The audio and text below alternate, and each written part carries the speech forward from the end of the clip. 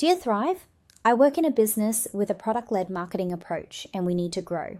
How do I stay across creative and growth trends in marketing capabilities tools, particularly in social media?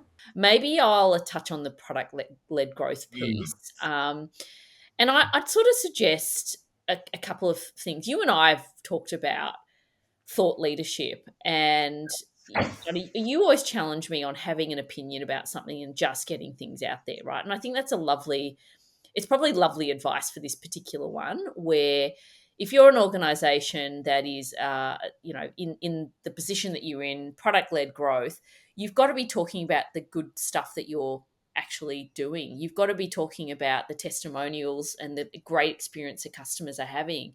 You've got to be talking about what you think is a vision for the future of your category, right? And so Mhm. the more um, consistent and the more interesting the content that you can put out there about your product, will help you start to build that credibility where people actually come to you for thought leadership. So it's a pull scenario versus just to having to pay to push. If you are having a very good opinion on something and you're putting it out into the world, you will often get feedback on that helps you have your next good opinion.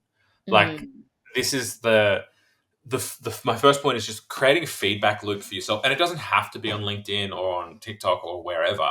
It can even just be in like a group chat with some peers. So find 4 or 5 people. This is what I do repeatedly. I find 4 or 5 people who have a kind of shared professional experience. So 4 people who are strategists in different disciplines at different agencies. I take them all out for lunch together. Say, hey, I've got some guys you'd like to meet, and then I start a group chat so that I later can send something to that group chat and say, hey, what do you think of this? mm, 4 brains are better than one.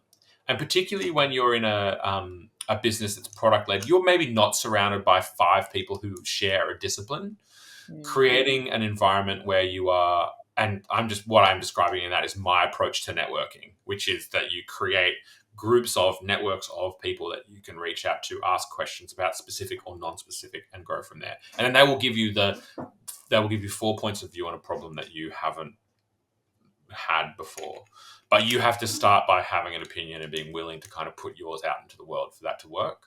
Um, and I think that then leads into my kind of second point, which is about the staying across trends, staying across growth trends. There are some specific tools that I can recommend. So if you're a product led business, then something like Magic Brief, which is an Australian startup that does amazing work in performance based social media advertising. Go spend a day looking through what's working on them, because that will help you understand what the very current trends in creative performance are. You should go and follow Zoe Skaman, who's an amazing thought leader, um, who kind of talks about social and creative and community and how to grow through all those things.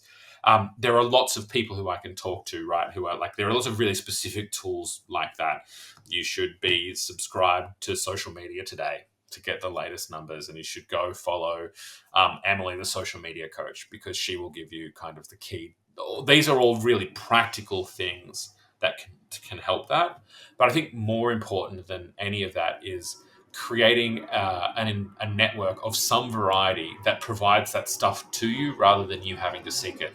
So I have explicitly followed certain kinds of people on LinkedIn so that I know what is happening in kind of the key areas that I am interested in.